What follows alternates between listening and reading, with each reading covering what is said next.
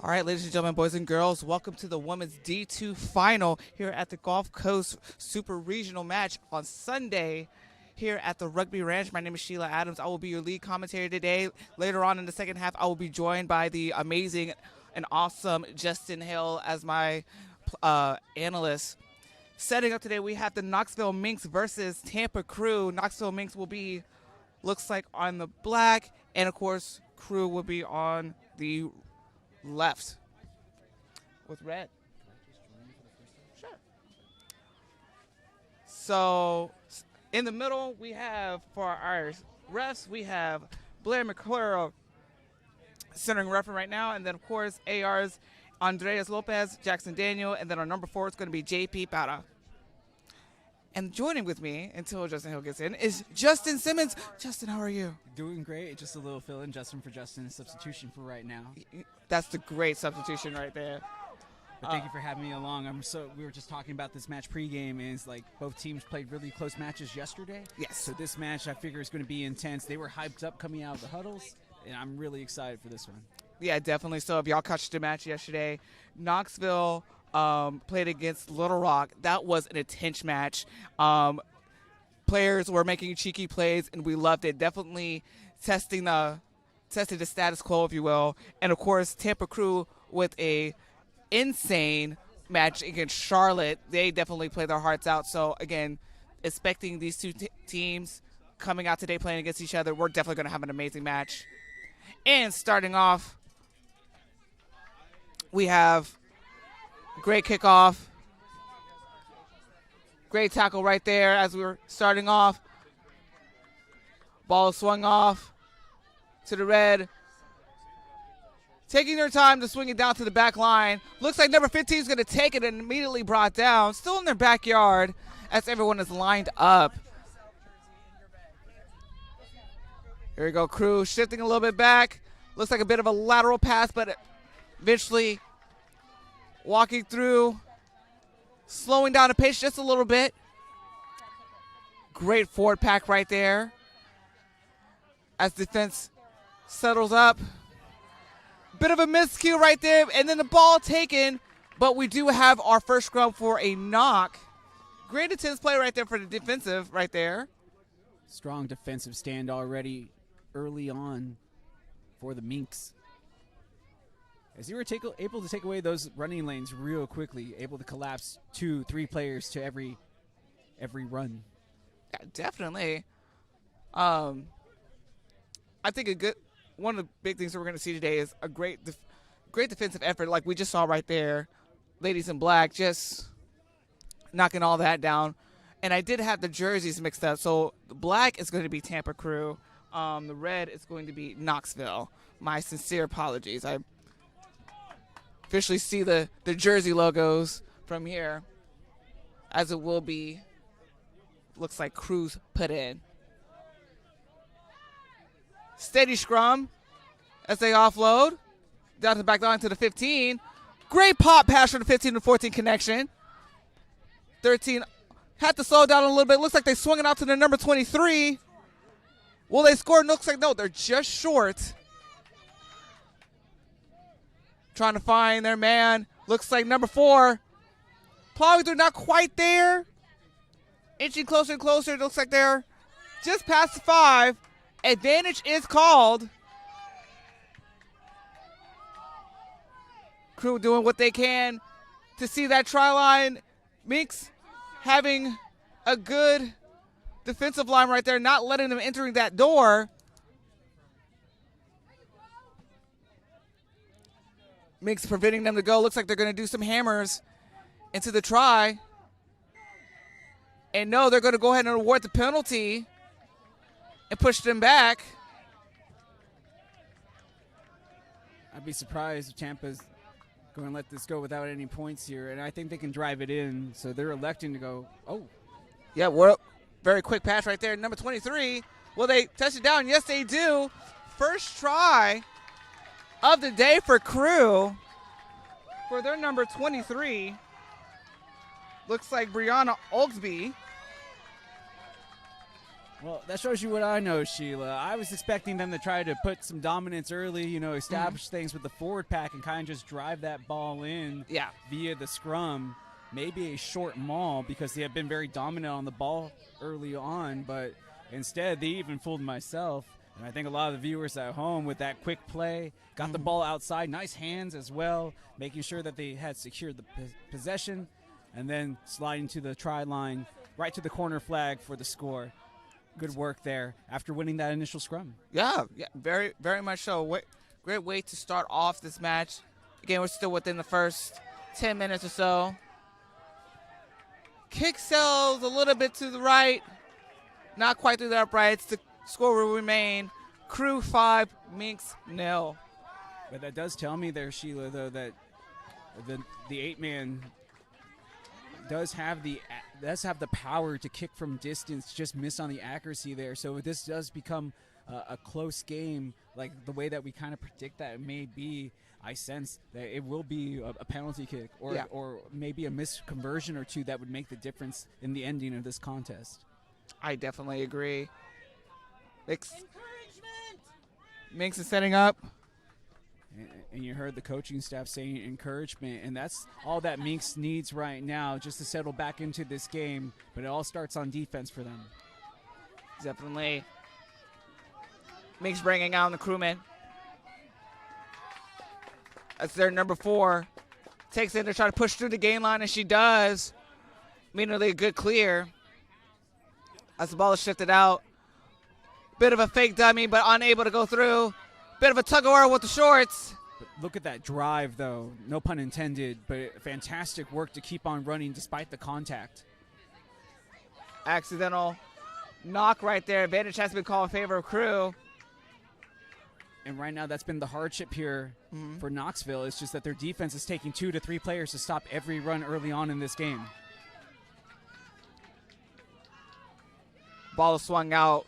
Advantage is still active for the Krewe as they shift all the way to their back line. Looks like they're going to take it up to the edge. Can they do an inside pop? Looks like no. They just passed the 50-meter mark. An advantage has been gained. And this is what I feared for Knoxville, is that they were going to get closed in like this, be sucked in towards the forward pack, and then Krewe was going to swing it wide like we just witnessed right now.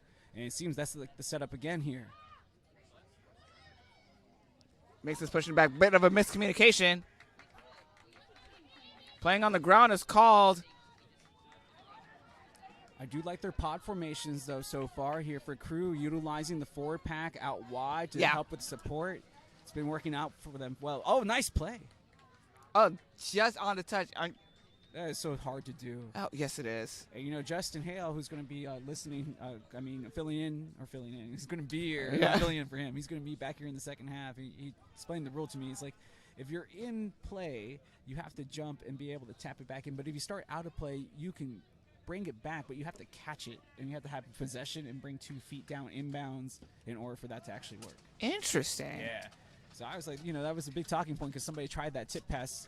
It just didn't work out for them because they had started out of play and then tried to tip it into play. And he's like, that's not the rule. Like, if he had caught it, it would have been okay. Nice. That was the proper utilization of the rule. In play, going out of play, you have to tip it in. So that's good knowledge of the rules there for the defense of Knowledge Minx. Good. Of the Knoxville Knowledge Minx, yeah. Well, Knoxville knowledge. All right, setting up for another scrum. This time it will be the Minxes put in. Their number 9, Regina Durkin. Regina Durkin had an incredible match yesterday, again against Little Rock. Definitely toe-to-toe with Madison Roccato. Both of them, when I told you testing the rules, they were definitely testing the rules and great on there with their rugby IQ. Bit of a miscue right there for the Minx as they are drived back, but running on their wing, number 14, Emma Houston, with a great carry right there. Looks like a little couple pick and goes as they're inching closer and closer to that 50-meter mark. I like this, Sheila. Try to set the tone here, establish the momentum, and good support there. Fantastic support. Durkin shifting through to their back line. Looks like they're going to do a little tail to the forward pack right there. Forward pack is able to go past that gain line, just past the 50. Just shy of the 5-meter mark. They're settling in, Sheila. They're looking comfortable in possession here. They got good support into these runs, and they're making positive meters. Now at the 10-meter mark, Durkin slowing it down, hitting that first pod, plowing through Abigail Tinsley, who's been a powerhouse with the 4-pack. Great kick as it's chasing down. Will they catch it? Yes, they will. Krewe doing what they can to make it back. Bit of a misfire, yes, again. And it will be a knock call. Bit of a unlucky play. Yeah, really. I know for Knoxville, they would really just like to have played that one on because they would have been able to score that opening try for them. Yeah. But let's see if their scrum, if they decide to go that way, and that's how it's going to go, if that scrum can get a good push here and see if they can establish it. Because remember, early on in this match, Krewe opted out of the opportunity. They took it quickly instead. This is true. And then look where they are positioning on the field. They have options. They can either go numbers, or if that 14 is, or whomever else on the wing, because, again, 14 is lined up, they could take it on the inside and just scoot in, or take it on the outside, the weak side, scoot in. And maybe they get a good wheel. They probably could. We'll see how that pans out for them. Krewe puts in. Sure enough, they're going to try to find an exit. Is it the exit that they want? No, but it bought them time. Oh, they're going to call the knock. Again in favor of the Krewe. Yeah, I didn't know that the knock-on went for Krewe the first time. I thought it had gone the opposite direction, honestly. But it works out well for the Krewe's defense because they were in trouble for the first time in this matchup. Definitely. But it's all about answering here from the Knoxville Minx. Like we said before, maybe they've already taken that opening punch. Can they survive the rest of the offensive onslaught? Second time around, much more durable. Blair finishing the cadence of the scrum as Krewe puts in.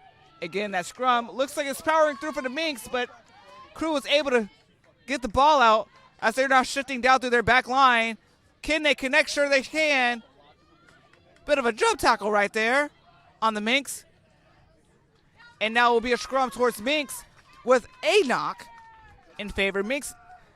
But you see how quick that they can get it outside. They have good hands, except for the very end there. It was a low pass. Even then, she was able to catch it. Just good defense there to finish on the hit. Yes, definitely. Able to chase down that ball and shut off that space. I mean, that's going to be critical, too, especially when you have a strong running team like Krewe. And I've seen them play in the past. They do have a strong back line. If they get that momentum, they're gone. However, Minx, especially what we saw yesterday, they know how to shut down that space. If they know where that ball is going and trailing, they can just shut that whole thing down. It looks like we're going to have a rearrange of the agreement here before we get this scrum settled in. And understandable, too. I thought we were going to start to see some gamesmanship after everybody kind of settled into the game. It is very humid today. Yes. That's going to definitely make a difference. And you have to remember, this is game 2, second one in a row. So these bodies beat up, hurt already coming into this game. But knowing that there is a chance for a trip to the national semifinal on the line, I know these teams are going to leave it all here out on the pitch. Great hands. Krewe setting up defensively, testing that ruck right there, but Minx able to get out.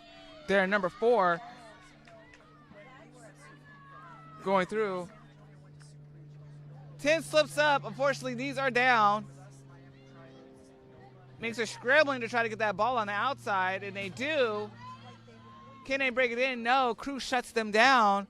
Looks like towards the edge right there. Way to go down, though, and staying in play to keep this drive alive. Definitely. Minx Chelsea Roble. Terrific take. It ended up being a handoff to keep the advancement going forward. Durkin swinging into one of their locks. Looks like Amy Tao. Let's see if they can get it wide to the outside here. They had success on the near side last time. Definitely if they can create that overload, but again. Oh, but they lost it in the ruck. How unfortunate. It popped out like some uncooked popcorn. Ooh, what an analogy. Oh, but they got it back. Now, can they get to the try line? That's the question. And they need this try. This will really help them in this matchup to find that momentum. Look at this lane. Take it in. Can they dot it down? Oh, but it's a clean pick out of the ruck. They say yes. Durkin, bit of a misfire right there. A knock was called. Durkin was trying to do a backspin. Bit of a miscommunication right there. How unfortunate. They have been good, so good in the support all the way down to about 5 meters in. And then it was just a clean pick, so opportunistic from the Krewe to just find the ball lying on the ground where the ruck was forming but didn't form. Right. Hey, but you know what? I think that was part of that gamesmanship. Hey, you were taking a chance. Maybe you would get called for hands in the ruck, but you're willing to try to stop that momentum.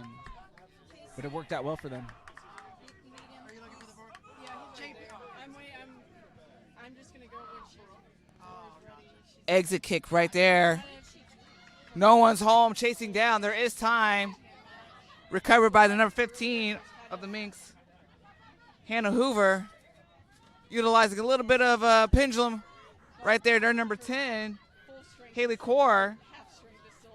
Looks like doing a bit of an exit kick right there. Will it go to touch? And yes, it will. Flags are up. Looks like by Andreas. Tarfut Lopez. Marking the ball was going to be for the line out. Looks like there was no prior penalty, so it will be, in fact, the line out. That was another thing that happened a lot yesterday, too. Like, a penalty would be called right before the ball goes on the touch. In some instances, those penalties actually teetered the tottered, if you will, of the seesaw of who was going to. Analogy right there. Yeah, it definitely happened a lot. And we saw that all throughout the day, not just with these particular teams, but saw the men's matches as well. So we do have medic coming on, as we do have a player down here for Minx. But so far, I mean, in this matchup, the Minx have been so close to evening it up. 2 times down, right in near that 5 meter line. Unlucky for the knock on the first time, and then the second time we just witnessed it, that pick from the ruck, just being able to take the ball right when that ruck was forming, after they have worked so hard to get down there and having good support. So the player does have to come, well, they don't have to come off, right? Probably not. We'll see what the injury is. I don't know if it was a HIA. Okay, so we are having a substitution straight away here. Yeah, looks like number 11 of the Minx, Laura Morris. She did pretty fantastic. Kristen Kustin will be jumping in to take her place. You can see clearly not playing at 100%. That right thigh, probably hamstring area, heavily taped up going into this game. Ooh, bit of a misfire right there as the ball will go on the touch. Penalty call first for a knock. I think that was just unlucky of not having the hands there because they were shifting all the way down to that edge, which is essentially basic play. Couldn't quite get there, so knock has been called in favor of the Minx. But Minx has another opportunity to score. You know what it's like when you play. It's all like you usually are protected from by the referee from a big hit when you're not ready for it. But it's just like you hear footsteps sometimes, and I think that's what happened there. He was getting ready to take a hit, and then possession just a little knock, and that's all it was to take off the concentration. And you know what? That is a great defensive method too. Yeah, great defensive play made there, and let's see if Knoxville can take advantage of the good fortune. Bit of a misconnection right there, but able to swing on out. Good take in for the number 23, but a forward pass was called. Unlucky. I definitely see that lateral opportunity, but again, you got to make sure that ball does go slightly backwards. Well, my thing on that was just that she took just a little too long to make that decision. Had she made it about a half second sooner, the lane is there. The pass is probably right where it needs to be instead of in front. Yeah. And we're talking about the first 5, more or less, of this game for Knoxville. But instead, it's a scrum here to the Krewe. But they haven't been dominant in the forward pack here in this game. So let's see if the Minx can utilize their size, especially in those forward threes. I mean, we've seen it yesterday. Again, Minx against Little Rock. Krewe puts in their number 9, Caitlin Donegan. Again, we're shifting down. A good loop action right there. Able to find their wing. Dodging a tackle. able to carry the ball almost to the 50-meter mark as everybody is resetting. Can they swing it out? No. Minx sets up that defensive wall. Ball is spun out. Can they smash through? No. Actually, yes. They're right at the gain line. Again, playing a little fastball now. Trying to kick Minx on the back foot. Krewe taking off. All gas, no brakes. Eventually brought down number 15 with that strong carry. Looks like Mackenzie LaCourse. That was good open field tackle. Great open field tackle. Looks like they're slowing the pace down just a little bit. Unable to offload as they ran ahead. Krewe takes in. But you can see here, Krewe has great hands down the line. Yes, number. Looks like they take in again. Krewe doing what they can. Ball is lost. Advantage awarded to the Minx. Durkin just running it through. Able to offload to one of the centers. Looks like, sure enough, Darcy Ayers with that strong take-in. She had a fantastic match. Oh, the scrumming just went ahead and decided to pick and pop. And that seems to be the MO here, and it's working out fine. I say you continue going on. Why not? If they can get out of their backyard, they sure can. Kinsey Birdie with that strong carry, still on her feet. Get off of her. Couldn't bring her down the first time. What a post to continue the run. Ford Pack doing what they do best. We can pick and go. Number 5, Abigail Tinsley, yet again smashing through. They are now in the Krewe's backyard. Great defensive effort by the Krewe. I mean, I like the idea of trying to fool them by sucking them in and then going out wide. But, I mean, you've been so dominant on this pick and go. Don't stop. Possession changes over. Looks like there was a good poach. Krewe doing what they can to get back in their backyard.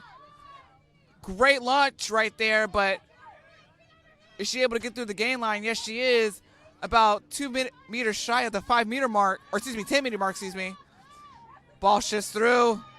Unable to offload, brought down. Great effort right there by Minx. Krewe doing what they can.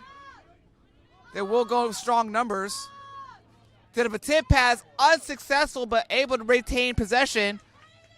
Advantage is called in favor of Krewe. Blair yelling at the Minx to step back. Hands are good, able to shift all the way down to the edge. Advantage called. High tackle.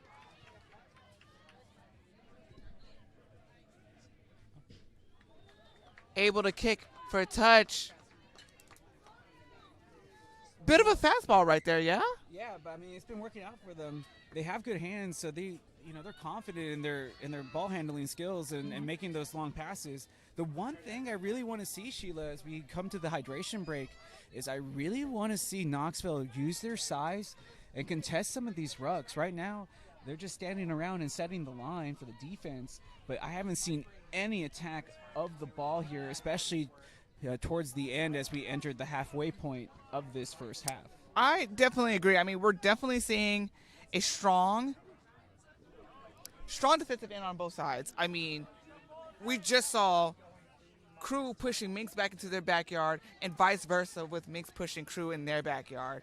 The defense is strong, and those offensive efforts that are being made, especially swinging the ball out to the edges, that's just fundamental rugby. I think it's just a matter of, they're getting flushed when that defensive comes up, and then they're causing them to mess up. So, again, a lot of great things, defensive and attacking efforts. Yeah, and you also have to remember how different this game could be. I mean, you take away the knock-on down in the Krewe's defensive zone when Minx had possession. They had another opportunity had they read the play a little bit faster, and this could easily be Minx's lead. But give credit where credit is due. Yep. Krewe have played strong defense, but they have showed that they have made Knoxville work so much defensively because their offense has been really good at holding on to possession so far in this game. But again, this is just the first 20 minutes of play.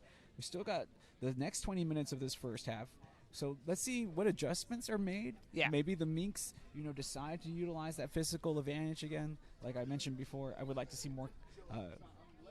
I would like to see him contest more when it comes to the rucks that when they don't have possession, because they have good size and everybody's just kind of standing around right now. I think that's where they can strike best, because we saw them have success with the pick and pop game. I definitely agree. I mean, especially that those pick and goes that we saw from the Minx. I mean, they're 9. Let me just say right now, not afraid to go into tackles. I was surprised by that. You don't necessarily see that often, Nope. especially at a club level. You normally see that at a professional level, and even then, you know, they're kind of hesitant. They rely a lot on those forwards. When I'm seeing forwards, not just only doing pick and goes, they do a little scrum half action. That's how you know that chemistry right there, recognizing what's happening in front of them, what's happening on the side of them. That's just smart rugby IQ with the Minx. Let's keep that going. With Krewe, again, I harp on this a lot. The fundamentals is helping them just keep the game going as it is. Again, Krewe is up 5, Minx is 0, but again, the things that we're seeing right now. Well, we said that this would be a tight game, and we're not being cliche about it either. It legitimately is well contested so far, and it looks like this is one of those things where if the Minx can just settle in and really find their flow in this matchup, that they will be on their way to the semifinal of the national championship. And that's a great reminder here before we restart play. That's what's on the line here, you know, is that we are looking to see who's going to make it out of this region to represent and vie for that opportunity for the national championship. As we're getting ready to set up for the second quarter of this half, looks like we're going to start off with a line out in favor of Krewe. Krewe will be trying to march into their try zone right now as Blair is setting everything up. We're just waiting for the cue to start the time. Again, Krewe definitely showing a strong end. Time has started with a great line out. Spinning it out. Looks like they're going to go down through their back line. Looks like they're going to opt to go hands. Unfortunate hands as Minx takes the possession. Unable to clear properly. Minx is setting up now. Looks like they're going to try to do a little pick, try to drive Krewe on one side to try to generate an overload if possible. Why not? It's worked out well the first time around. They just didn't execute when they tried to go wide last time. Definitely finding quite interesting. Tinsley with the great run. Again, Tinsley's a powerhouse. Takes multiple people trying to bring her down. As their number 3, Chelsea Roble. Again, I can't compliment her high enough. As the ball blocked, unfortunately, as it will be a penalty in favor of Krewe. What a great defensive end from Krewe. They looked like they were in trouble in a little bit as they were pushing closer and closer to their backyard, like I said, mentioned before. Again, I saw something incredibly insane. One of their centers did a pick and crash on the weak side. And that's the first we've seen that from this matchup. They haven't done anything like that. No. They've been way more methodical with the possession. They haven't been rushing it, so I was surprised to see that as well. Very much. Looks like Blair is going to communicate real quick with one of their ARs, Andreas. It looks like they're going to have a little chat with the captain. Captain of this match will, in fact, be the number 3, Chelsea Roble.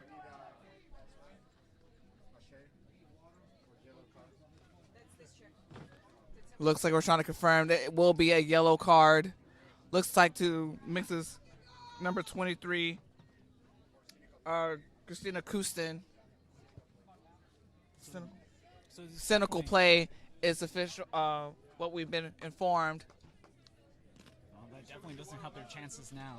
No, that means Woman down, 15 on 14. the Minx have to now turn up that defensive effort. And again, I saw it yesterday, and I'm pretty sure I'm going to see it again today. Some of the teams that have been playing, especially with they playing on the yellow card, they make it look so flawless. That's why I was like, okay, we're a man down. We're still playing as if you know, we're playing with a team of 15, and I've seen people score with a player down yesterday. Krewe with the grit line out. Looks like they're going to opt for a maul. You know, I was being told more often than not, one man down, not too bad, but when you have two players down, that's where it gets difficult. And right now, we're going to see if Knoxville can weather the storm as they have possession here. They get a great run on the breakaway, and just utilizing the size there, the 8-man able to get it up and over. Oh, but good defensive play. They're going to call, exactly, they're going to play the penalty early. Pick and go. Here we go. And it's the scrummy yet again. Oh, look at the fan. Durkin again with that strong run. Again, she is not afraid to go for it. Krewe Possession. taking possession just that quickly. Durkin didn't run by herself. It's pretty dangerous. And you can see the continuation of now, after a big run, the Minx have to settle back in defensively and expend this extra energy, having to find a way to get the possession back. As Krewe is more than happy to utilize the possession methodically and not really rush things right now. But it's still a close game, 5-0. Krewe still on their feet. Able to drop about a good 9 meters. They're taking their time to shift it down. Krewe still on their feet, just past the game line, able to offload before going down. Great rip. Woo! What a strip. Again, we're going tit for tat at this point. Again, Minx slowing down just a little bit as Krewe is testing that ruck. Sure enough, playing a little flat, not ideal. But Minx is going in. Number 13, Darcy Ayers with that strong take in. Again, Minx pushing through. Can they strip it? No. As they're contesting that ruck. And it was almost won back by Krewe, and they've done that all game. Sure enough, ball sailing, continuing to travel, still in play. Bit of action right there as they push all the way back. Minx not giving up, retaining possession, not releasing is called against Minx. Krewe will be awarded this penalty. That was intense, that last couple of phases right there. And we do have a player down, and this would be a massive loss if they can't continue. This has been the 8-man here for Knoxville, and they have been the bulk of the offense here as of late, you know, willing to take runs, but it sounds like the sub will be coming here. As you can see, the medics quickly out here, and again, a big thanks to everybody involved putting on these broadcasts. 2 straight days of live broadcasts in the Texas heat with all the rain. It does take quite the involvement of everyone being on the same page, and they've done it. Everybody here at Texas Rugby Union for these Gulf Coast Super Regionals have done a fantastic job with the event this year. So again, a big thanks to everyone, Texas Referees Association, as well as Texas Rugby Union, and of course Ninja Rugby for being out here, and of course all of our officials and everybody else, like you, Sheila, you know, and of course Wendy and everyone else at home that's watching. You know, as the food is fantastic, but the gnats are a real thing. Oh yeah, they are. So thanks for lunch also, y'all. Yeah, no problem. Yeah, great So- chips. Everybody is very high on the review there, so Very so. might have to cater with them again next year. apparently. Looks like Carly Cord was subbed in for number 8, Kenzie Birdie, who had an injury. Yeah, and you already know that's going to change the whole dynamic of the offensive plans here for Knoxville Minx, Yeah. because she had been the bulk of the offense on the last few phases. Friendly reminder, Minx is still playing down a player, so Krewe will have a numbers advantage as we are going in for a line out.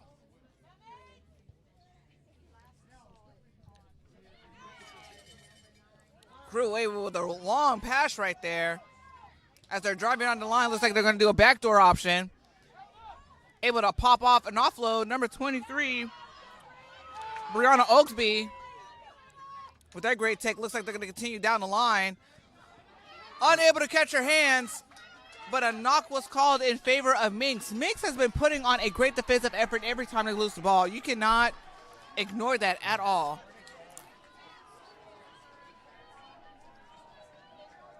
I mean, yes, the defense has been there. It's just been the lack of finishing. They've already had a couple of great chances in this game, have Knoxville Minx. And as you can hear the noise also going on, it is our men's the D3 final. I believe so, yes. Going on in the background as well between New Orleans and Old Red Eye. Yes. From Brevard out of Florida, that region. Cadence being called by Blair. Steady play has been made. Bit of a collapse has been awarded. A pull down call has been made. Durkin taking off, running, able to offload with their number 6. There you go. You need to continue with the help. Keep it close, keep it tight, and be there for support. Their flank right there, Jessica Flores. Looks like she's strongly recovered. She had a bit of an injury yesterday, but playing as if there was no injury that ever occurred. Ball now in possession of the Krewe. Again, Krewe is still up 5-0 as they are scrambling to try to get back on the positive of the 50. Sure enough, they did. Strong carry right there for their number 6, Tiffany Wysocki. Yeah, easy 10 meters right up the middle here. And again, with the loss of the 8-man for Knoxville, they lose some of that size in the front as well. Definitely. Great, good kick right there. Recovered by their number 15, Minx's. Looks like Hannah Hoover. Met by Krewe yet again. Minx slowing it down just a bit. Do a little offload to Tinsley. Tinsley immediately brought down. They know to chop those knees. Again, you give her a little bit of a leg room. She will chop through that gain line. Again, going weak side, able to maintain possession. Flores brought down immediately as Krewe doing what they can to just disrupt. Unable to offload. Their flanker, number 6, Rachel Stoneburner, with that strong carry. Going to backdoor option. Krewe trying to disrupt them as much as possible. And yes, they do. Their number 15, Mackenzie LaCourse, takes off, and she scores yet again. Great read by the Krewe. Hard effort by Krewe to make it all the way down and score down the middle. Great job for eventually finding a hole to escape through and putting that ball down. But it just goes back to what we were talking about earlier. Comfortable in possession, more than willing to take their time, try to wear down this defense, and they utilize good tactics there to find that run lane. And then it was just pure speed after that for the finish. And now the toughest part is all the energy that was expended by the Minx on defense there, because they had held up pretty well, but they have just not been able to find any offensive rhythm in this matchup. And they've done well with the basics, but when it's come to try to get the ball out wide, where they have had some dangerous plays, because they have shown that they have speed on the wings, they just haven't been able to consistently. It's kind of like that middleman, if you would, so to speak. Like They've been able to do well inside. They've been able to do well when they get it way out wide, but it's that transition. It's been the handling of the possession where it has failed them on that link-up pass before that final play. Yes, definitely so. Conversion has been made. It will bring our total score. Tampa Krewe 12, Minx still 0, but again, we've seen tough play, insane plays right now from both sides. Again, it's like as if they're not playing down a player right now. Minx has been playing extremely hard. Intense crashes that we've seen.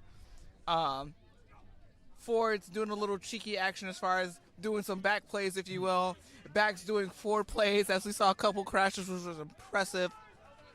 Krewe again being patient and just waiting to see that hole, and sure enough, that's how they end up getting that try right there. You know, we talked about the weather earlier as the turf monster makes an appearance and really helping out Knoxville there. But again, the humidity, we're finally starting to get a breeze for the first time today, and you figured that would favor the team out of Tampa, just because they're more acclimated to that type of climate. But again, both teams getting a chance to get used to it yesterday. Yeah. But who's going to handle it best today? Krewe doing a couple of crashes with their forward packs right there, as they're able to shift through, utilizing those legs, aiming low. Their number 4, Lauren Shurik. Good dummy run right there by Krewe as they're shifting all the way down to the back line. Met egregiously unable to offload as she safely breaks the ball down. Number 14, Peyton Benoit, with that good carry right there. Seeing a hole that gave through, gained about a meter or two. The defense was there. Nice stop. Really minimized the damage that could have been done on that run. Exactly. Good pop pass right there as Krewe stays on their feet, eventually brought down at the 10-meter mark. Great run right there. Krewe, again, slowing down the pace just a little bit as they're shifting down the back line. Misses a tackle and offloads. Bit of a misfire right there, but still has possession. They're going to call the penalty. There was... So they're going to come back and play the original penalty. Yeah. That was ended up being a long advantage, which I am a fan of. I'm glad to see that more often now, letting the play develop and see how it turns out for the team that has advantage. But the official coming back, calling the original penalty. Looks like it was a forward pass. And the yellow card is active. Number 23, number 23, Kristen Houston has joined the her pack of the Minx. So we are now 15-15 on the field.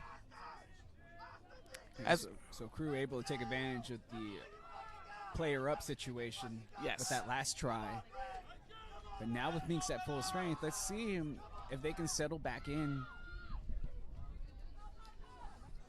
Bit of a dummy run right there. Bit of a misfire as they're scrambling. Looks like they're going to try to kill space, and they do. Great tackle effort by the number 12, Jennifer Fascino. Durkin shifting the ball out to the weak side, brought back to their number 15.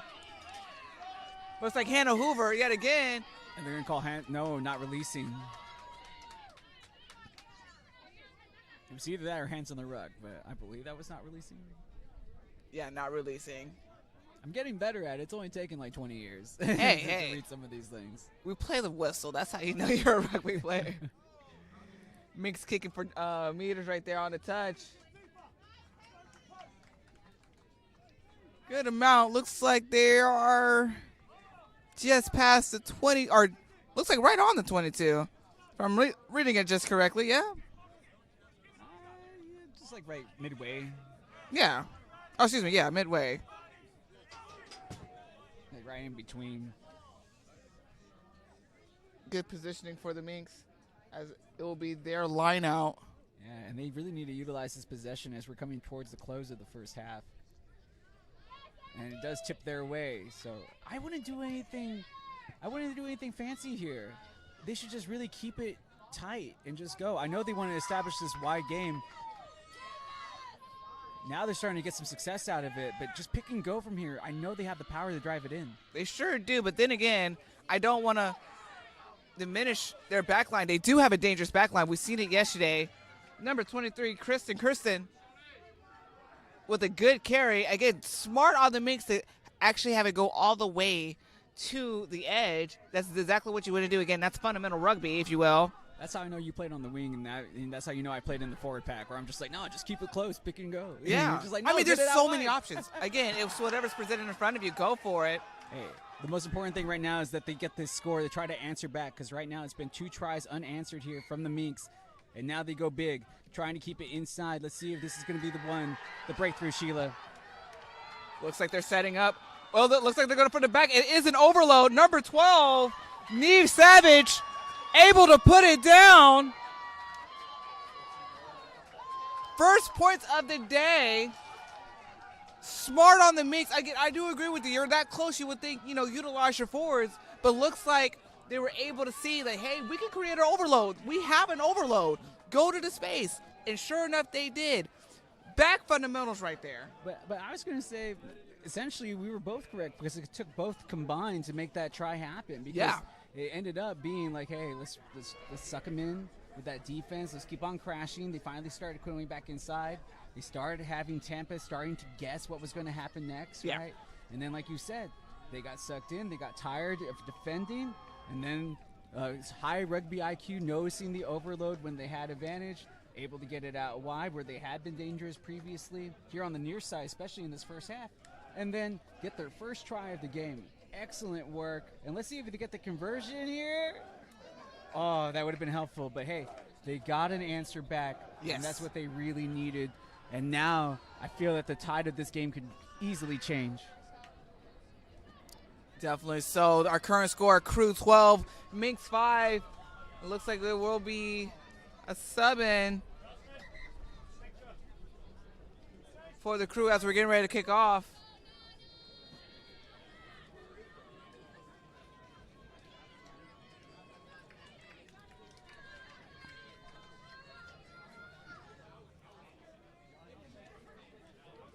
As we are finishing the subs, and we're going to be in the last approximately 4 minutes of this match as we are kicking off.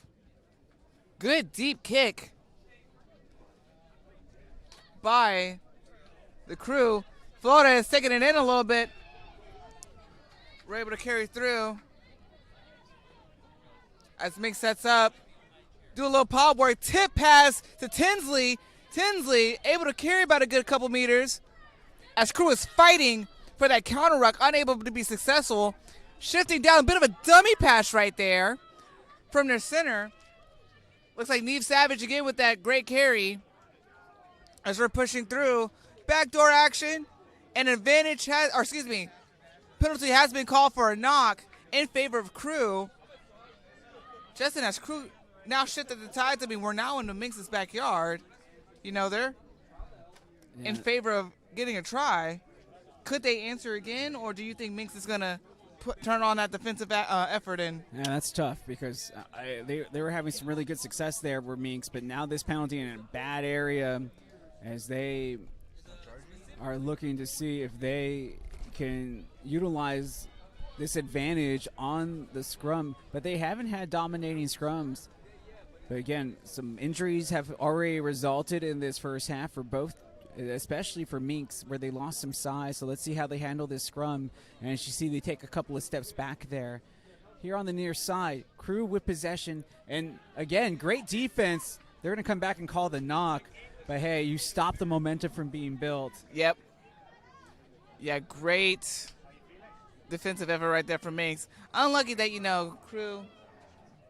But it does frustrate you as a player, and you know you can't get into rhythm. You're trying to get settled in. Yep. It's a small disruption, but they were really establishing some nice flow here on the near side where Krewe. And now, yes, you get the penalty, but now you kind of have to reset when it really looked like the run of play was in their favor. Setting up for a Krewe scrum. Again, decent position of where they are in comparison to the rest of the field. Krewe is setting up their lines. Looks like they're going to do a bit of a stack play as Minx sets up their red wall. Strong push made by Krewe. Looks like they're going to go weak side. As a great carry by their number 15, able to stay on their feet. Krewe gaining major meters right there as the Minx are fighting to counter-ruck. Not quite there yet. They're number 3, pushing through, taking multiple people with her. Great strong win by the number 16, Abby Peterson. Just short as they're trying to do a little quick ball to catch him on the back foot. And looks like a knock has been called in favor of Minx. Minx breathes a little bit more life as they're right on the edge of their try line. So lucky there, though, because like we talked about, they had the knock earlier, giving up the scrum, and then Krewe just driving it down here towards the 5-meter line. Dristar on the doorstep until they, too, faltered. And now, let's see, I'm expecting an exit kick quickly here. Yes. But I have been surprised before, but we're right up against, I would imagine, the end of this first half. So no sense of risking the biscuit here. Just get it out of the zone. Bit of a fumble right there. Durkin decides to kick backwards, and it will be half. Smart on them. Just go ahead and end it right now. Don't do anything silly. Exactly. And they were able to score last and prevent that final score from going in. So it was 2 unanswered tries from Krewe until the answer back from Minx. So while Krewe able to have, I would say, most of the possession in this first half and momentum, if things can go their way and they're able to click together like we saw earlier where they were able to utilize the pack to get the drive that they needed and then get it outside after they found the overloads, Minx can have success in the second half. Definitely. I wish I could join you for that, but we are almost to the start of our final on Field 1 for men's Division 2. So we'll see how that goes. Thanks again, Sheila, for having me. Good luck in the second half on your broadcast, and hopefully we get a great finish. Oh, of course. Ladies and gentlemen, please stay with us. We're currently in half, and we'll bring to you more action for the second half.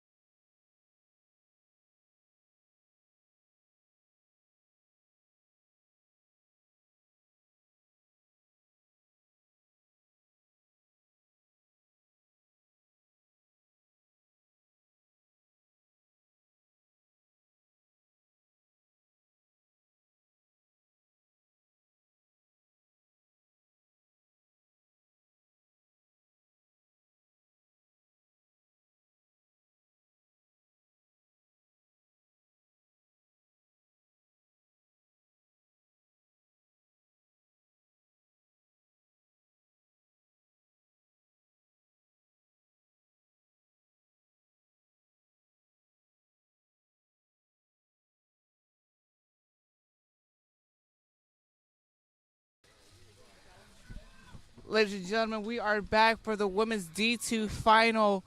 Tampa Krewe versus Minx. We current score Krewe 12, Minx 5. We've seen a lot of dynamic play between these two teams.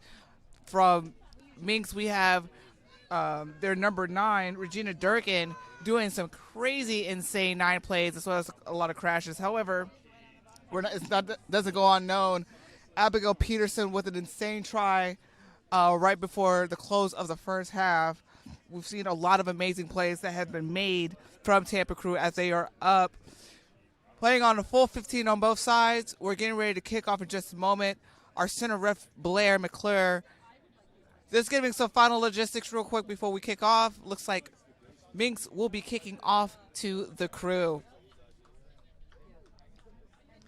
As we're doing our final logistics checks, ladies and gentlemen, just to be aware, there is an active game getting ready to pop off in about 20 minutes or so. Excuse me, 2 minutes. On field 1. So feel free to join on that as well. And we are off. Minx kicks off the Krewe. As able to come in, number 3, Caitlin Smith. The media brought down, immediately staying on her feet, eventually brought down by the Minx. Krewe doing a bit of a run play right there. Support a little bit late, but able to maintain possession. A bit of a dummy run as they shift down the line. Nobody there, but hits a hole. Krewe is taking off. Can they get tackled? No. Their number 12, Jennifer Facino, with a great carry right there. Minx is definitely challenging those rucks, which we definitely like to see. Using that 4-pack right there as they just edge just past that 50-meter mark. Krewe securing that line as Minx is scrambling to get back on sides. Krewe shifting the ball, a bit of a misfire right there as they swing all the way to the edge. Minx eventually breaking down the Krewe. Krewe passing, just edging closer to that 10 meters right there. Krewe slowing down the pace just a little bit as they run onto the ball. Past the 10-meter mark. Hits a hole. Goes past, offloads. It is a big run right there. Eventually brought down by Minx. Minx is scrambling to get back on sides. As Krewe looks like they're going to take off just a little bit. Brought down immediately by the Minx. Minx is scrambling just a little bit. Quick offload. As their second again, it's going to be an edge try. And sure enough, it will be number 11, Madison Schneider, hitting that score on the edge.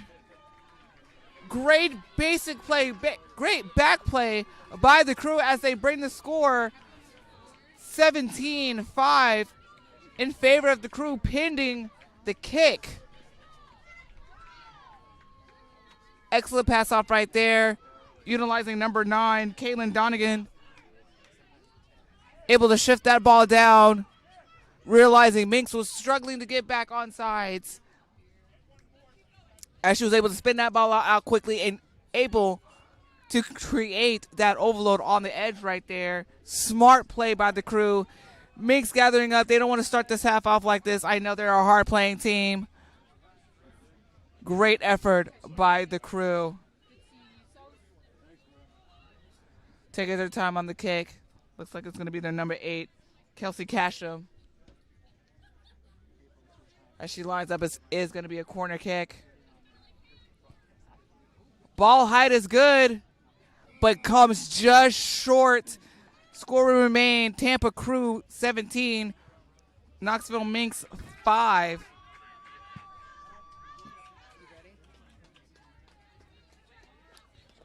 Hoping to build off that momentum right there. Krewe is going to be setting up to receive.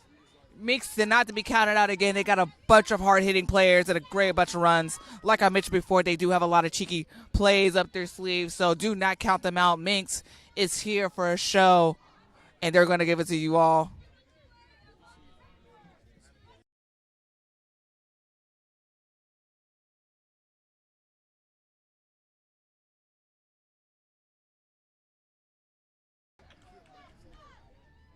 Minx taking their time to set up the kickoff as they're regrouping.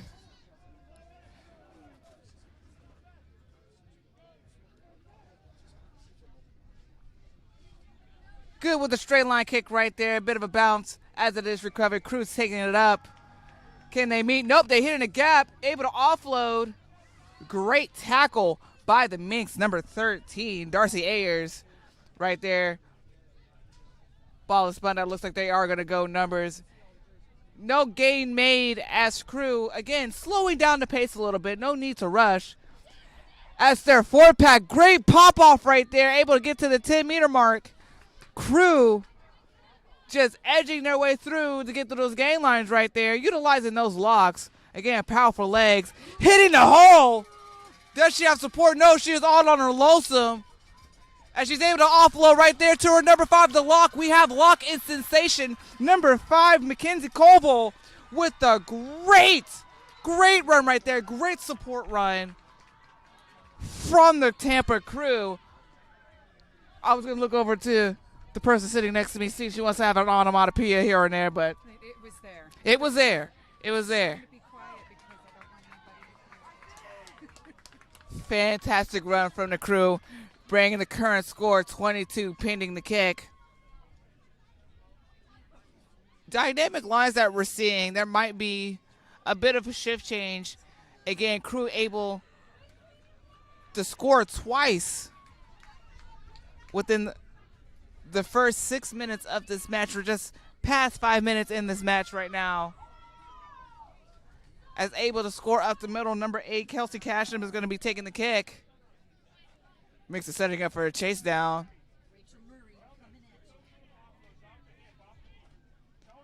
Looks like they're unable to chase down. They have a couple players that are currently offsides, so they're unable to chase down.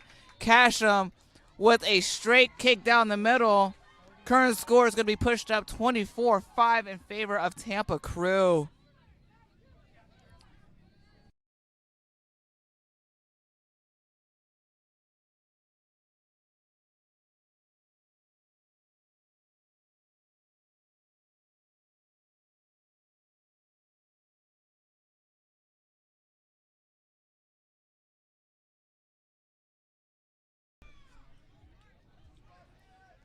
As we set up for a great run right there. Again, Tampa Krewe with that insane line drive right there.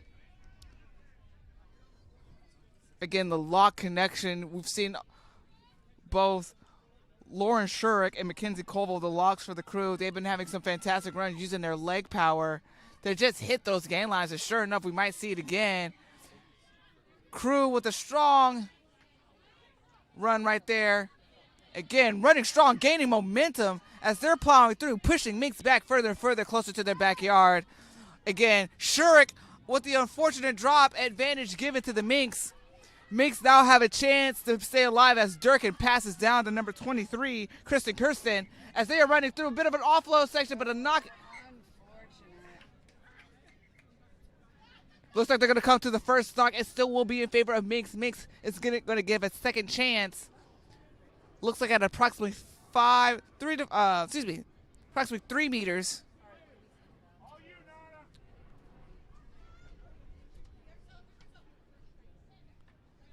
Looks like it was a double knock, but Blair is going to play off the first knock as we set up for the first scrum of this half.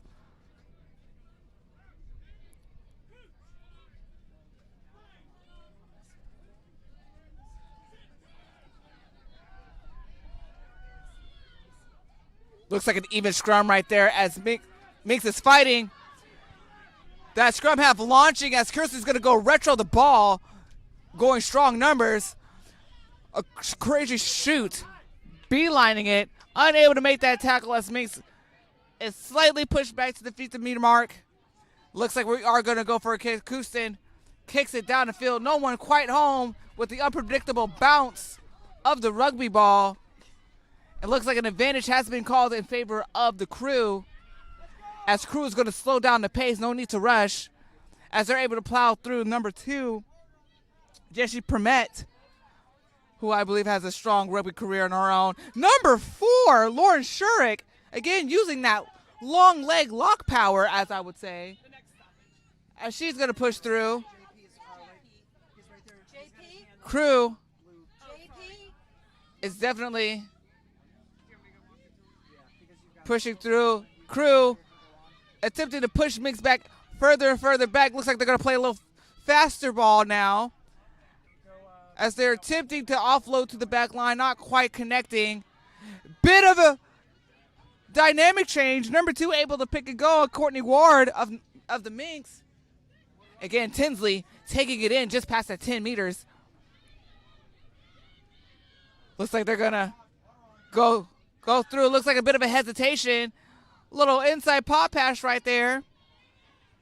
Amy Tao, as she pushes through, looks like it's going to be a penalty in favor of, not rolling away is the call in favor of Minx. We do have a bit of an injury, and time it will be off to address as such. Dynamic changes real quick that we've seen on both sides. Minx not giving up at all. I mean, we've just seen that defensive effort from the Minx. Again, able to force that turnover not too long ago. That was a great effort right there. The Krewe, we've seen them change their pace and fluctuate as they were able to maintain the ball for a very long time. Unfortunately, that may have cost them that possession, as now Minx is still in their backyard. Doing a bit of a retro pass right there, 23-14. Looks like Emmy Houston with that quick take in. Great take, but unfortunately hands were not there. It will be a line out in favor of Krewe. Krewe has been giving yet another chance. And now there will be, looks like it's going to be a sub. Number 1, Tracy Martin will come out. Coming in will be number 20 in, Kamara Cooper. Kamara Cooper yesterday was a phenom. I mean, she hit those gain lines against the Stormers yesterday. She's a force to be reckoned with, ladies and gentlemen, who watched yesterday's game. So seeing her fresh legs in the second half, maybe she could be that solution to bring up the Minx. Bring up the Minx. Krewe with the quick shift out on that line out. Able to zit and zoot, but brought down straight up from Cooper. Rolling a bit north to south. Advantage given, as Krewe managed to hit the inside line, staying on her feet, eventually brought down just shy of that 10-meter mark. Minx running back to be on that defensive line. Playing on the ground is the call. Here the Krewe taking off, catching them offsides. Sure enough, eventually brought down. Minx scrambling to get that defensive set up, but no, bit of inside. Again, Krewe has been awarded an advantage. No advantage has been gained. Advantage is still on. Blur reminding everybody to stay on sides as the ball is being shifted. Open field right there. Number 11, Madison Schneider, as she takes in, struggling to place the ball. Minx is going crazy. Looks like we are going to go back to the advantage point.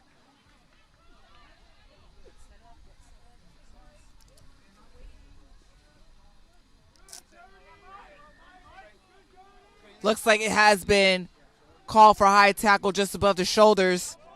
It's the call for the advantage. And Krewe making the smart decision to kick for touch to push them back even further. Why not? As Krewe is knocking on the door for yet another try. Again, the score is currently 24-5 in favor of Krewe. As they're knocking on the door, Minx, hopefully with that sub in with Kamara Cooper, hopefully they can regain that momentum that they once had for the second half as we're creeping up. Not start the clock.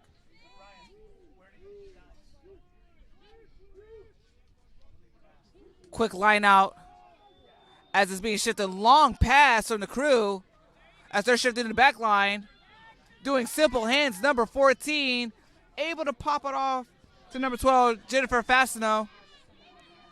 As they are resetting, looks like they're going to go officially to the weak side. Ball calling of the lock. They decide to go numbers. Intercepted, but it has been offsides. Has been called. Missed timing as Krewe takes off. And looks like it's going to be a stop time. A yellow card has been awarded. A bit of extracurricular activities is being called.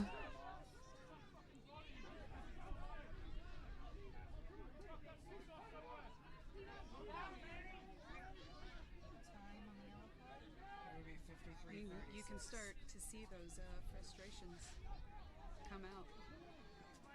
What number got the yellow? 21. Looks like the yellow card is going to be Kamara Cooper. Fresh legs in. Looks like she's going to come immediately back out. Yellow card will be active for the Krewe.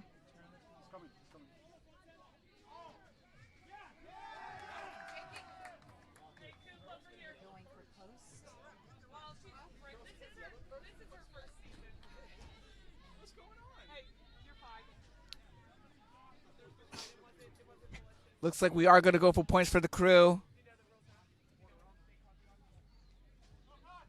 Number 8, Kelsey Chatham, is going to be taking her time. And the kick is good for a good set of points.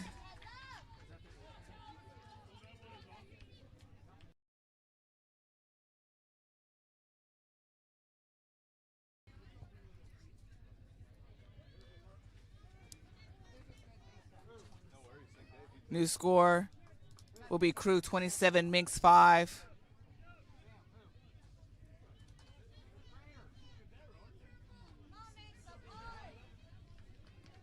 Active yellow. Again, Minx will be playing down a player. Krewe will be getting yet another player advantage. High kick this time around as number 15, Mackenzie LaCourse, takes off. Nowhere to be found. Can she be brought down? No, she dodges yet another tackle. Can she dodge this third tackle? Yes, she can. No. But did she bring it down? Sure enough, hand is up. Mackenzie LaCourse with a crazy run. Almost 60 plus meters ran by Mackenzie. New score 32-5 pending kick. Fantastic run. I mean, immediately after the kickoff, takes off, dodges multiple tackles. Looks like it was approximately 4 tackles that she was able to zoom past. She had a little trouble when she was caught by Kristen Kustin right before the try line. Krewe making a substitution. Number 24, Ingang Muslin, will be coming in. Let's see who she's going to be subbing in for. Subbing in for.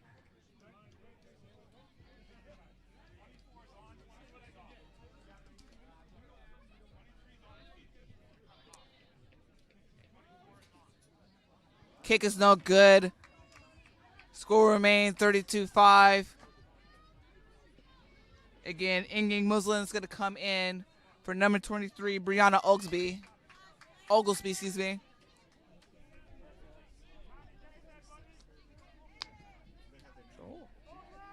Come on in. Joining me now to assist with the analytics side will be my dear friend, amazing mentor, Phil Cupins. Phil, how you doing, my guy? I'm doing great. It's so fun to work with you. This is a great game. Yes, it is. I mean, 2 high impact impact teams right now. I commentated Minx yesterday, and I heard Tampa Krewe was giving Charlotte the business yesterday, so very excited to see. Strong kickoff yet again to number 15. Looks like we're going to do a little offload, but a little bit mismatch right there. As a knock is called, Minx will get a chance to attempt to score with the scrum down. Yeah, I was on that Krewe game yesterday, and it was really, really impressive how disciplined they were playing. Yeah. I mean, they were stringing together, double-digit phases the whole entire game, starving the other team of the ball, really. And Charlotte was relying on some big plays. They were attacking the one channel. It would be interesting to see if the Minx sees that opportunity and counterattacking the one channel. That was really the opportunity yesterday for Charlotte. But the discipline of the Krewe yesterday is what got them here. Really impressive stuff. It looks like there's going to be a bit of a change-up. Looks like number 5, Abigail Tinsley, who has a phenomenal weekend, will be subbed out for Kathleen Erb as they're setting up for their scrum. Yeah, they've been playing the same way Tampa Krewe, Phil. I mean, hitting those lines. That last major try that they have right off a kickoff. I mean, their number 15, Mackenzie LaCourse, just 60-plus meters for that try. Very insane. Those ladies are very disciplined, as you mentioned. Minx has been also making them work hard for their tries, though, I will say, except for that last go-round. Definitely setting that defensive effort. Yeah, Minx's pathway up here was. I'm not going to say like the Minx are ever an underdog, right? But Yeah. I think they were probably not the favorites in a few matches that got them here, and, but they're here and they're great. Hey. They deserved it. A win is a win. Looks like a penalty has been awarded. Bit of a miscommunication right there as sucking in the defense. Smart on them. Good hands.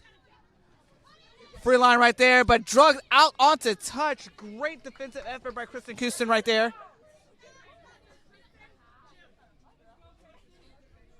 Wing versus wing right there. Houston has been playing very aggressively this time around.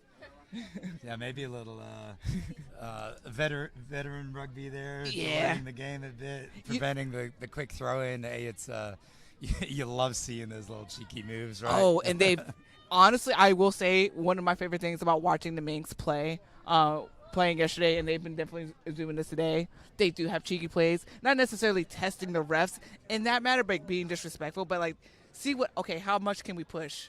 How much can we push? How can we challenge them? And sure enough, they've been doing that, and phenomenal work right there. Yeah, I mean, you see that in these veteran sides, right? Yeah. I mean, it's a psychological game as much as a physical one, and using those opportunities when you can. I mean, it's clean rugby, right? Yeah. Both these teams are really, really clean, disciplined teams. Short ball brought in, number 3, calling for the ball. Chelsea Coble just demanding for that ball. Hearing a quick push, number 20, Carly Core with that strong take in. Minx looking to shut them down. Good chip kick right there. High chip kick, rather. Not quite getting under the ball, but instantly Minx maintaining possession of that ball as Krewe is challenging those rugs as they've been doing all game long. Bit of a misfire right there as Krewe is closing in. Number 17, Kelly Manning. With that quick carry, Tampa Krewe not giving up at all. Bit of a pop pass action, if you will, as they're now scrambling. Bit of a jump, tip of a jump tackle, still on their feet. Minx is hungry to get some more points on that on that board. Bit of a pop pass action. We've been seeing that all day for the 4-packs. Both sides actually. Durkin calling for the ball. Telling that player to stay down. I got to pass this ball out, and sure enough, she does. That number 10, bit of a disconnect, but still able to meet there. Durkin, quick pop pass right there onto their number 6. Looks like Rachel Stormburner staying on their feet as they're edging closer and closer to the try line. They're with that 5-meter right there. Durkin looking for Chelsea Robo. Chelsea Robo again knocking on the door to get to that try. That 4-pack calling for the ball. Flores, pop pass to number 20, Carly Core. Again, they're edging closer and closer. Will they use their 4-pack? Krewe attempting to push them back as much as possible. Decide to retro that ball. Number 4, Amy Tao. Again, they're going weak side yet again. Overload cause. Number 6, Rachel Stoneburner with the score on the edge. I mean, Rachel being rewarded for her effort to set that up, right? She drove that ball, did a really nice job cutting it inside, buying time. She was isolated. Yeah. She stayed on her feet. She had 3 defenders on her. Yeah. Got support there, set it up, and she gets the 5 points on her own jersey. That's awesome. Good work by Rachel there. But again, you can see the physicality of this game. Oh, yeah. You got people coming up slow, exhausted. It's playoff rugby. It's the second game they've played this weekend, right? And you can't overstate how exhausting that is. Not only exhausted, but I believe like both teams have their eyes on the prize. I mean, again, the winners of this match will punch their ticket to go to Chicago, Illinois, the Nationals, that big stage. So, why not play hard? Leave it all out on the field. And sure enough, we're seeing that not only all throughout the weekend, but especially during this game between these two highly competitive teams. Yeah, and it's, you said it. This is like you're 3 games away from having a national championship, Yeah. right? And it's a lot. You see a lot of teams they struggle to live up to the moment. They try to do too much to get away from the things that got them here. But these teams are playing the way they're known to be playing. Minx sees opportunities and strikes. Krewe starving the opposition of the ball, playing super disciplined multi-phase rugby. It's really great to see. It's wonderful to see. And for those of you at home, it's not super hot, but it is quite humid. It rained a lot this week, so it's tough to stay hydrated, especially the second day of the weekend. Yeah. And I know there's been a course of storms that's been sweeping through the nation. Texas and Oklahoma has been hit hard. Apparently a bunch of tornadoes have been touching ground. So even though we're not in that pathway of those storms, we're definitely feeling that moisture that's been pushed down. Definitely making their way here. Kick is no good. The score will remain 32 Krewe, Minx 10. Right now, Minx has to play really aggressive rugby. They've got to get in. They got to get in the Krewe end. They've got to put up some unanswered tries here, but they can get back in this pretty quickly. I agree. So I mean, you're going to have their second water break in for the day, giving a chance to regroup, replan. Again, you can't count either of these teams out. I mean, things could happen.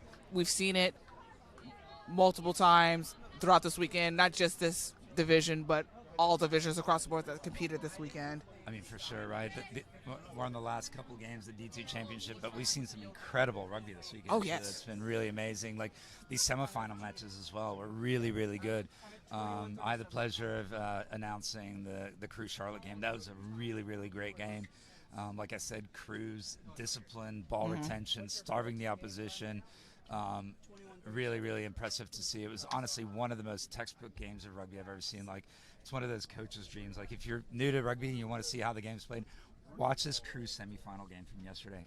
Really good stuff. Oh, yeah, and I would encourage people to watch the Knoxville Minx game from yesterday. I mean, Minx won 34-29 against Stormers, and then what I have now, the score from yesterday, Krewe won 31-21. I was looking back and forth on these games. Intense rugby all the way around. I could have asked for better two teams to be playing today, and we're definitely seeing it definitely being earned. Yeah, and Little Rock, no slouch. I mean, incredibly well coached. They're knocking on the door every single year. I mean, they've got a lot of player turnover being in Little Rock. It's a small community, but that pedigree of women's rugby. Oh, yeah. Going back to Jules McCoy and ARPTC being based there. The men's program in Little Rock has historically been really good. A little rebuilding nowadays, but there's no weak teams here. No. I mean, anybody playing today deserves to be playing today because there's no easy pathways through the semifinal rounds at all. Absolutely. I mean, Gulf Coast has definitely put up some strong teams. I mean, I'm proud to be a part of that region, because again, you're seeing phenomenal rugby being played. You're seeing phenomenal players. Even the newcomers, adapting into that community, adapting to that culture, and then being able to be displayed on such a big stage is incredible. And again, we're in for a treat. Looks like we're getting ready to set up for the last bit of this D2 finals match for Gulf Coast. Again, the winner of this match will punch their ticket to Chicago, Illinois for the national stage. And hopefully those schedules will be posted soon. I know other regions are finishing up on their end. I think we got a few regionals next week that I think it'll finalize the draw. Some interesting upsets all over the country yesterday too. It's going to be an amazing national finals. It's going to be incredible. I cannot wait There's to been watch. like upsets left and right. Nice. Some teams bouncing back. Some teams emerging. Even in the Gulf Coast, right? We saw some upsets on the men's side. Just had an amazing final between New Orleans and the Red Eye. That came down to the end. We've got a great game going on behind us.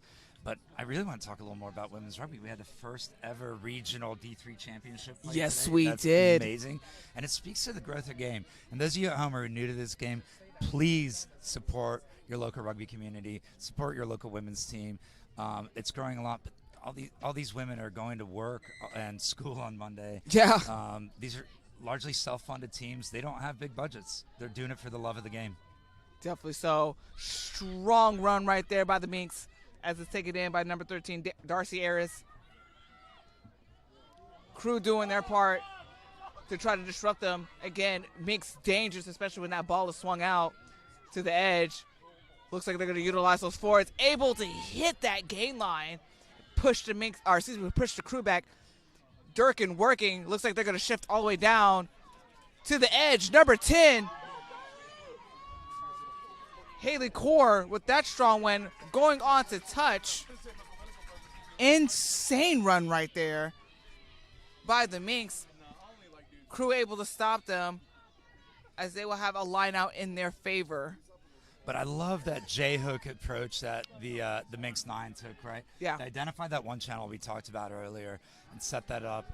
The 9 kept it going, kept the forwards honest, kept that defense tight, and gave him about a 15-meter opportunity. Unfortunately, it went to touch, but I think they're starting to see opportunities where they can strike and get some ground on the Krewe. They're unfortunate to go outside, but let's see if they capitalize on this the next time they get possession. Short jump right there for the Krewe. Looks like they're going to do a bit of an inside trickery, if you will, as number 24, Ingen Muslin, takes in. Ball is spun out. Unable to find that connecting dot, but no, able to call for the ball right there. Number 2, their hook, Caitlin Molyneux, able to swing around. Slowing down, great bump right there. Again, we've seen a lot of good lock power right there. Abigail Peterson with that strong aggressive crash right there. Number 4, Lauren Shurik. Shurik has an amazing game using that strong leg power right there to run. Looks like they're going to do another crash run. Number 14, looks like Peyton Benoit. Again, we're seeing a lot of aggressive play by Krewe. Minx not giving up as they're maintaining that wall. Good of a shoot up right there, but dodge the tackle. Hole has been formed. Is anybody home? No. Looks like McKenzie will be going again, able to offload yet again. Amazing support play. So good. Oh, that's what we love to see. I mean, an intense run right there. Like you mentioned, that support play, that line drive right there. Amazing from Krewe. Yeah, it's that misdirection. It's that turning the hips on the defense.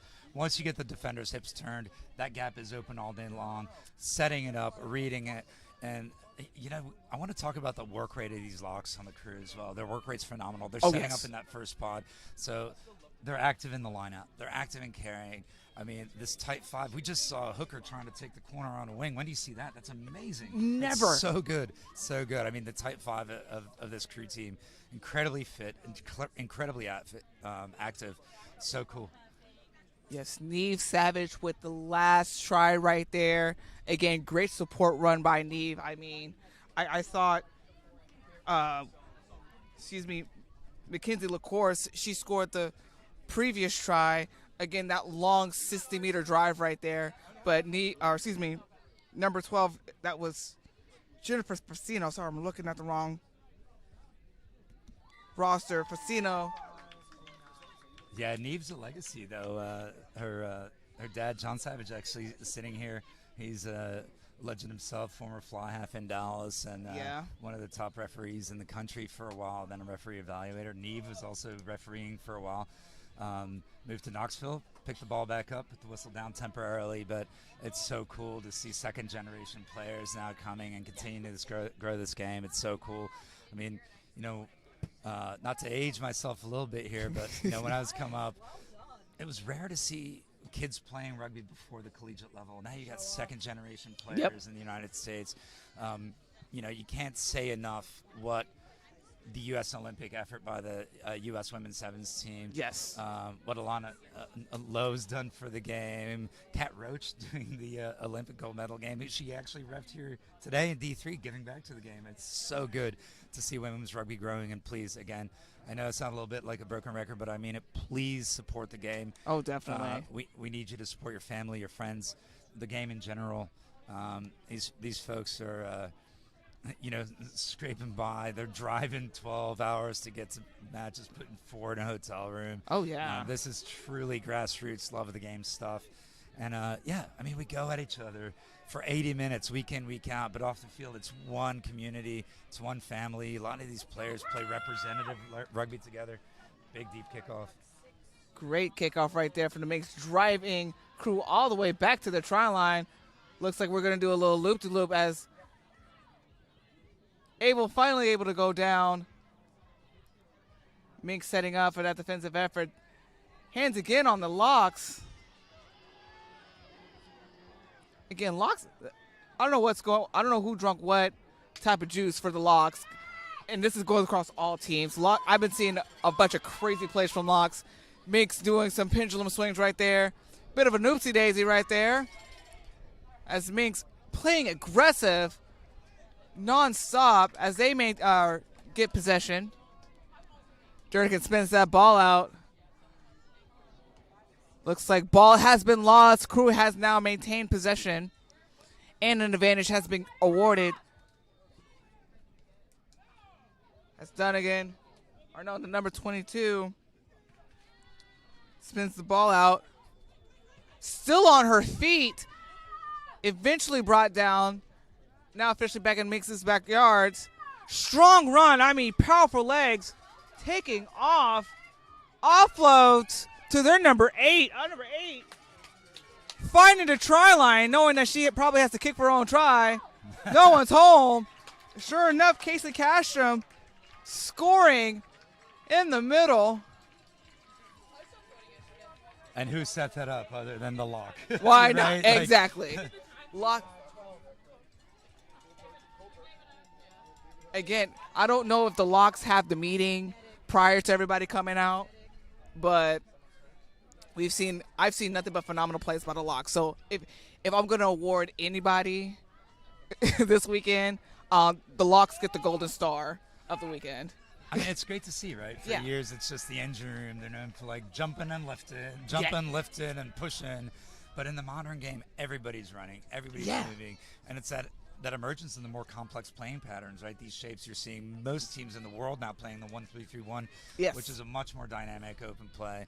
And now what you're doing is you're striking with your forwards in the middle. You're setting up 2 strike pods in the middle, trying to set it open, pull the defense in, spring out your backs out wide.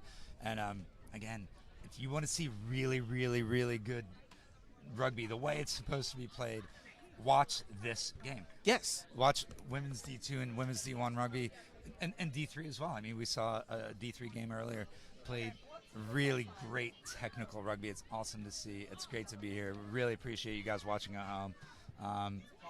You're as excited as we are, I hope. Oh, yeah, hope they're excited. To pinpoint on the structural comment that you made, certain things that we're starting to see, what Ginny J.P. Pratt would always say, the razzle and dazzle. Yes, we're seeing that 1-3-3-1 or that 1-3-1 type structure throughout this weekend, but some things that we're able to see, we're seeing those little tip passes on the inside, or what can I do to suck in that defense while we're in that pod, and that quick spin out with a back option. We're seeing that a lot too, and we're seeing that coming out more and more and more as we're going through the game. That these teams are actually putting on not just a show, but the razzle and dazzle to create that space or generate that momentum. Yeah, you're absolutely right, Sheila. What we're seeing is as attack sequences get more sophisticated, more phase-based, people are now training on transition ball. Oftentimes the team who wins the transition wins the game, right? So it's these little things that make such a big difference. And like you said, the razzle-dazzle, these offloads, exploiting half gaps, because full gaps are more rare and far between. Yeah. Teams are making their one-up tackles. They're double tackling, using defense as an attacking strategy to sort of force that transition. Beautiful kick. Casham kicking in her own conversion. Current score 41, Minx 10.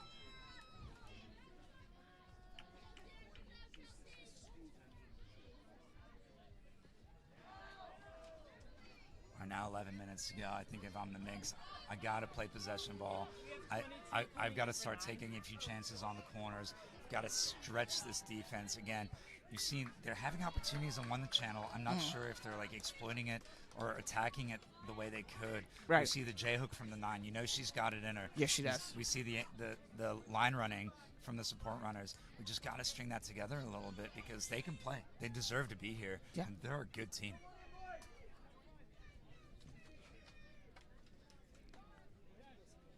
Yellow card is back on. Kamara Cooper, her effort has not gone unnoticed. Looks like it's going to be a short kick this time around. Right at the 10. Hard hit right there as they abruptly stop that play. Krewe setting up, ready to go. Do a little pod work right there, able to dodge a tackle. Kamara Cooper forcing that ball down. Good dummy run right there as they're swinging out to the back line. Sure enough, Minx shooting up, eventually brought down. Looks like not many meters gained, but no, they are still on their feet. Yeah, great insert timing by the 15 there. Again, the lock juice hard bring down. Probably gained about a meter or so. Not to be mistaken, number 3 pushed back Kaylee Smith. Pushed back ever just so slightly. Looks like they're slowing down the pace just a little bit just to get everybody set up. Which is smart. Don't rush it if you don't have to. Unable to find that offload right quite there, but yet Scrummy brought down again by Kamara Cooper. Cooper, a dangerous player on the Minx. Yeah, I think what we're going to see here from the Krewe is a little more conservative ball. They're going to play it tighter. They're going to try to retain possession as much as possible. They don't necessarily need the points. They just need to prevent points from being put on them. So, they're going to be more selective with their opportunities. And as soon as I say that, they go wide. Oh, yeah. They do go wide. Can they recover? Number 21 on the Krewe. Advantage has been awarded. Krewe as beginning on an opportunity. Hard bring down. Again by the Minx. Minx is not giving up at all. Bit of a last-minute change, generating a bit of a gap as the number 2 ball is getting shifted down to the back line. Again, Minx working extremely hard. Strong tackle by Cooper.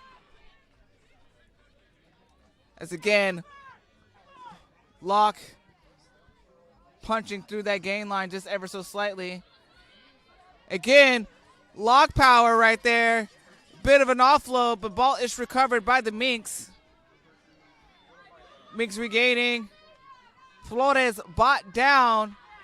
Nice, she's over it. That's a clean poach. Okay. No, playing on ground apparently it's the call. Kirsten looking to offload.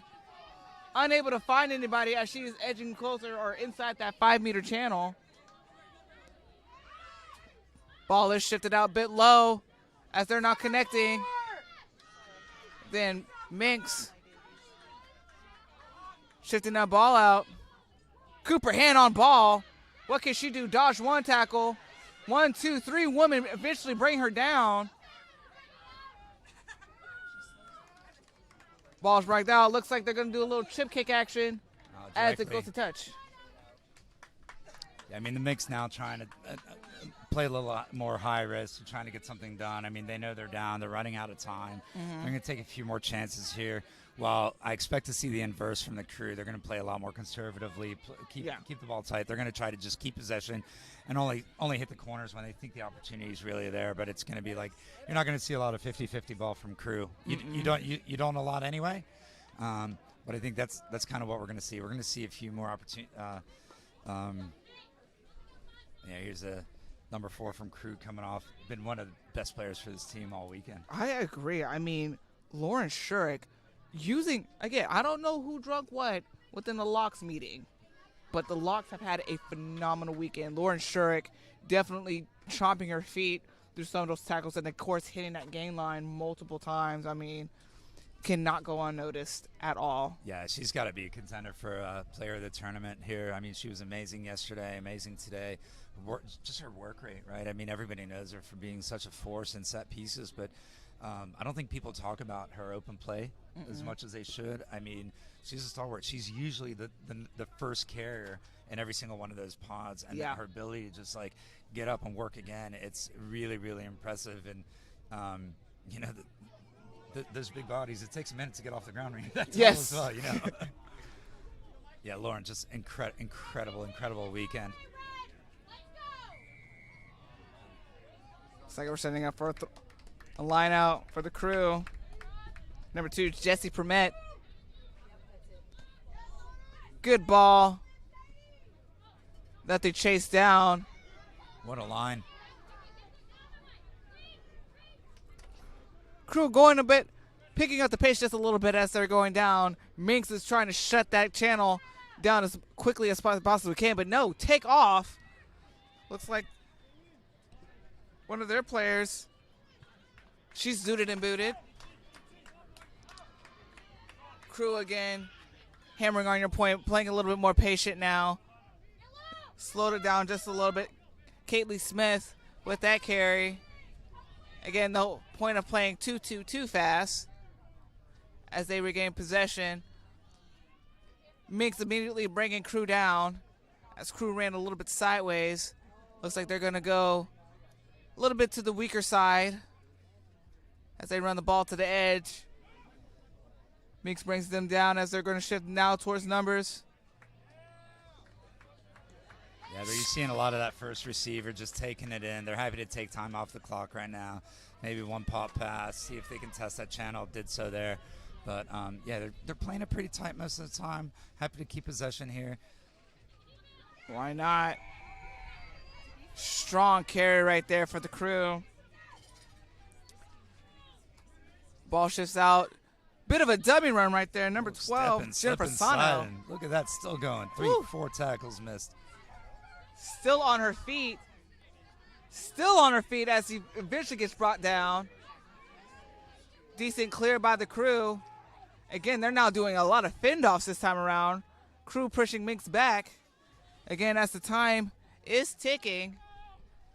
Krewe doing their absolute best to keep down, but nope. Yet again. Another lock. Another lock. Another lock running down. This time, this lock is Mackenzie Koval. Trucking it down. She had that amazing run before she off-tipped it to one of the Krewe members, but now this one, locks are the player of the match, are the player of the tournament. Amazing run from Mackenzie Koval right there. Amazing. Yeah, I mean, yeah, I said it. In my opinion, Lauren's been the player of the tournament, but Mackenzie's no slouch either. Like, both of them, their work rate's been phenomenal. They're just everywhere all day long. Lauren just left the field with a well-deserved break, but yeah, I mean, it's so good to see these Type 5 players playing so well. I mean, we're seeing Krewe's front row carrying. You know, we talked about it earlier. The hooker trying to take a corner. It's like, that's amazing. It's so cool to see. I mean, why not be creative? You know what? I mean, we are up, which, yes, I get you do want to play conservative. Kick is good. You want to play conservative, but again, you know, at this point, be creative. If the gaps are there, take it. Yeah, you're not gonna pull up if you can get through, right? Yeah. You know what? Maybe that prop wants to be a wing today. Okay, doubt it. You know, they all Type 5 think they're playing number 8 all the time, right? Yeah, exactly. Now, you love to see those Type 5 props. A lock going for 40 meters in the center of the post. How good is that? Oh, amazing. It's like, oh, my goodness. Things you don't see every day in a typical rugby match. Again, to quote J.P. Pratt, the razzle and the dazzle. The razzle and the dazzle. The razzle. The both, yes. You got to have both. You can't just have razzle. You can't. I mean, you can try to razzle, but you got to dazzle too. Love it. Love it.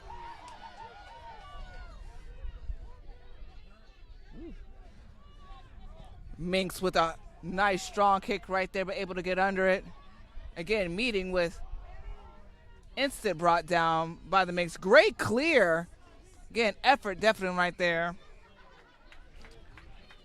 Just such strong carries late in the game. I mean, it's a testament to their fitness. Definitely.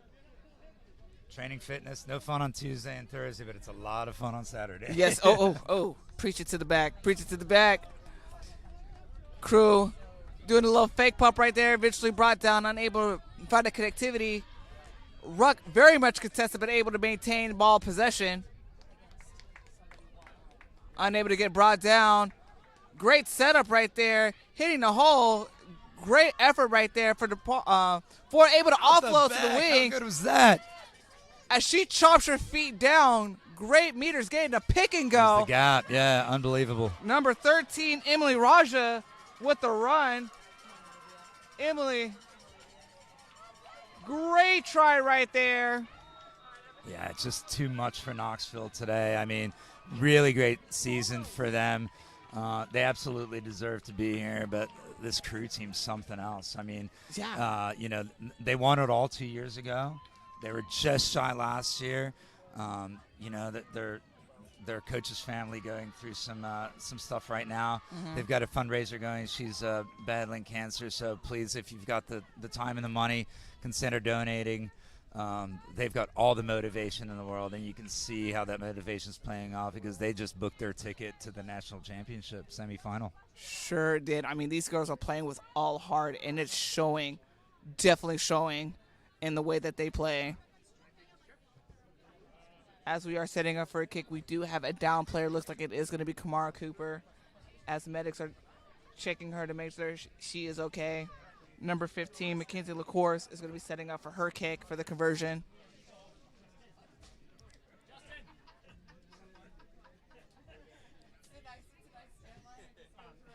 The kick is good. And that is game. Ladies and gentlemen, the winners of the Gulf Coast Super Regional Women's D2 will be Tampa Krewe, and they have punched their ticket to Chicago, Illinois. Phil, what are your last thoughts about this game? I'm super excited. I think the region's got a shot in nationals. I think we've got some really strong representation from Gulf Coast. Loving this Tampa Krewe team. They do it all. They defend, they transition, they attack, they retain possession, and that's such a key thing. They're very, very disciplined on the opportunities they take, and they make the other team pay. Definitely so. I mean, again, not to go on out, Knoxville Minx had an incredible run. We saw their intense play from yesterday. They played with their hearts today. Unfortunately, they did come up short. But, again, congratulations to them as well for making it thus far. Again, congratulations to Tampa Bay Krewe. Phenomenal season. Phenomenal gameplay that we saw today. Like I said before, they have stamped their ticket to nationals. Ladies and gentlemen, your Women's D2 champions. And it's all Florida D2 representation from Gulf Coast. Why not? Yeah. We're there. Let's go ahead and show up. So congratulations the to men them. from Florida won as well today. Nice. So, yeah, strong. Or D3, I'm sorry. The men D3. Hey. The D2 game's still going. My bad. Yeah, D2, if you switch over, that game is still active. Again, a lot of representation. Ladies and gentlemen, thank you so much for joining us today. Hopefully you'll switch over and finish it up for the Gulf Coast Super Regional. I've been Sheila. With me is Phil. Y'all have a great day. Thanks for letting me play. No problem.